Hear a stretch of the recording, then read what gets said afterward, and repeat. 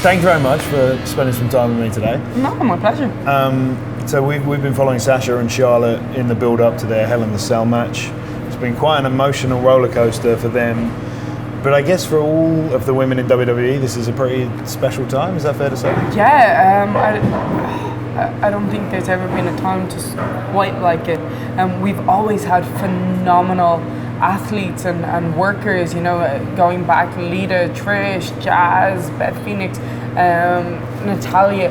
There's just always been an amazing array of wonderful talent, but we've never had the spotlight that we have right now, which has just been unbelievable, and getting the opportunities that we're getting right now and delivering.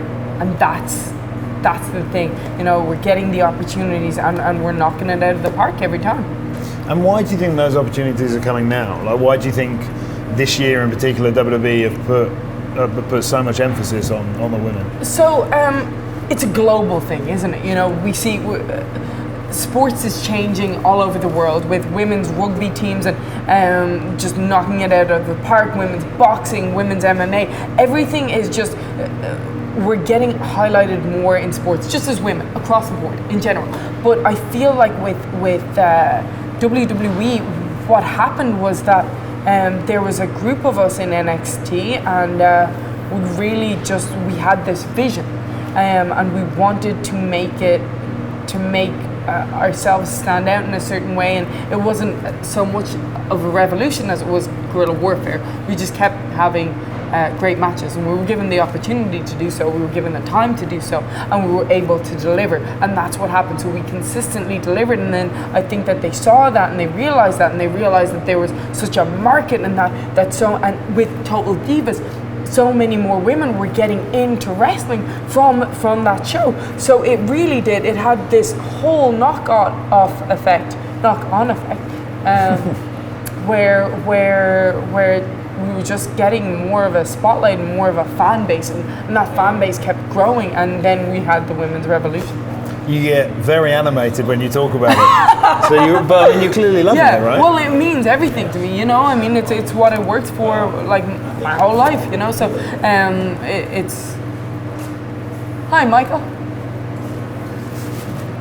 Hello. It's everything that I've sacrificed for, and everything and everything that I've loved, and we're seeing the fruits of that labor, and it's amazing. And so what sparked off that love of WWE, of wrestling? Like, how did you get into it as a kid? Because I think it's fair to say that for girls to like it when they were younger, it's more rare than boys liking it, right? Yeah, and you know, like and the great thing is I see a lot of so I was a tomboy when I was a kid. I was a complete tomboy. I had an older brother who I just idolized, still do, and so I just wanted to watch everything he did, do everything he did, and that was how I got into it. But I see these little girly girls that are loving it now because and that is the great thing about the women's roster here, is that there's somebody for everyone to relate to, whether it's guys or girls, whether you're super girly or you're, you know, like wearing leopard print, you know, you've got Carmella there, you know, or you like pigtails, you've got Alexa Bliss, you know, if you like orange hair and going crazy, then you've got Becky Lynch. You know, there's something for everybody, and there's something for every guy as well. There's always somebody that you can relate to, and I think that's been the catalyst in getting the more of a young girl fan base. But that's not what you asked. But yes, so I liked it since the time I was gay high. So your brother got you into it? Yes. Yeah, okay. Yeah. And he wrestled as well, is that right? He did, actually, yeah. Okay. So the two of us, we started off when I was 15, lied about my age, said I was 17. Said I was 17 because I thought if I said that I was 16, they might ask for proof. So anyway, they didn't. So I said expert lying. Yes, I'm telling you, crafty little thing. So anyway, I started off. Me and my brother went down to this gym, and I'd been watching Tough Enough at the time, right? Tough Enough had just come out like a little bit before that, and I was expecting this warehouse and these big giant lads, you know, and nothing but like grit and weights, and there would be everything, and a big ring, and I couldn't wait to see like the sign on the outside. And I walked into this like little school hall, and there was 6 blue mats on the floor, and there was Finn Bálor just, all right lads, what's the story? And that was it. Amazing. And so Finn was talking about you and your brother and your skills that you have for this business, and because it's not an easy thing to do, is it? No, wrestling? It's not an easy thing to do, and I don't know why he was talking about the skills that I had when I started this business. I swear to God, I must have had his heart broken. I was so bad. Because I wasn't a natural athlete. The thing about me was I had failed PE before I started wrestling. Like, who fails PE? I think fail PE. Yes, I think you get. Is that even possible? I think you get a pass for even showing up. I refused to run. I would stand there with my hockey stick in my hand and just stand there, just not do anything. Ball with one pass.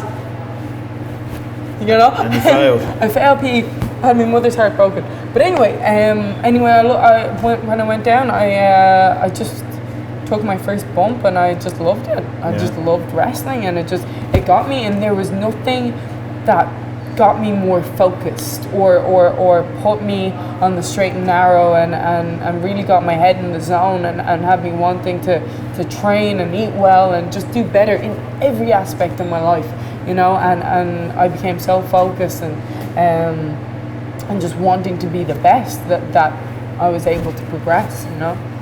With no natural talent whatsoever, but a lot of passion. There must be a bit of natural talent in there, come on. Maybe a natural talent for talking, but that was about it. You can talk. And so it must have meant quite a lot to you personally to see Sasha and Charlotte go on to do this Hell in a Cell match. They've been emotional wrecks in the build up to it. How have you felt watching them go on that journey? Absolutely. So it's incredible, you know, because Charlotte is my best friend, and Sasha has been there for me since I joined NXT as well. You know, like she helped me out immensely, and I've had some of my favorite matches with her. And along with Bailey, the 4 of us are called the 4 Horsewomen, and it's something that we all wanted to do and wanted to achieve, was to be, you know, a main event on a pay-per-view, and they did it, you know, and this is just the start. They were one of the main events in Hell in a Cell, but this is just the beginning, you know, and it's inspirational because it lets us all know that it's possible, and that's exactly what we're working for. And then they went in and they beat the tar out of each other. I was worried for them. Well, I was going to say, were you nervous? Because it's quite a risky match to have. Yeah, of course it is. It's Hell in a Cell. Yeah, it's appropriately named. So of course I was terrified for them, you know, and it's people that you love, and it's hard to sit there and watch people that you love suffering. They're suffering for their art. And it is an art, isn't it? It is an art. Talk to me about the art form of it. It is an art. It is. It's that art of storytelling, you know what I mean? Because it's more than just hits, punches and suplexes and everything, and it's getting the crowd involved, and it's making them feel, you know, and that's the thing about this business that I love more than anything. And people will say, you know, there's that old saying that people will forget what you said, they'll forget what you did, but they'll never forget the way you made them feel, and that's what we do, and that's what we do every night. We get to go out there and make people feel stuff and emote and be angry and be happy and be upset and feel hard done by, or and just feel like exuberant. We get to do that every night, and that's what art is, you know. It just makes you feel something. You got goosebumps talking about it. Yeah, that's very true. And finally, what is next for the women of WWE? What is your sort of ultimate goal? Main event WrestleMania. We already headlined it this year, and if I do say so myself, stole the show. So more of that. All the time. Yeah, maybe we'll have a TLC match, that's coming up. So do you think there are still a lot of barriers to break down? Because Sasha, for example, was saying that it was an amazing moment, Hell in a Cell, but what's next? Yeah. You know, she's always pushing herself. Do you feel that same way? Oh, absolutely, because look, anybody can do anything once. Anybody can get there once. It's maintaining it. That's the hard part. That's when the hard work starts. You know, like because what do you do once you've done your best? You know, you got to do better. So that's what we constantly have to do. Yeah. Well, I look forward to seeing more better stuff. Thank you very much. Lovely to see you. Lovely to see you. Thank you.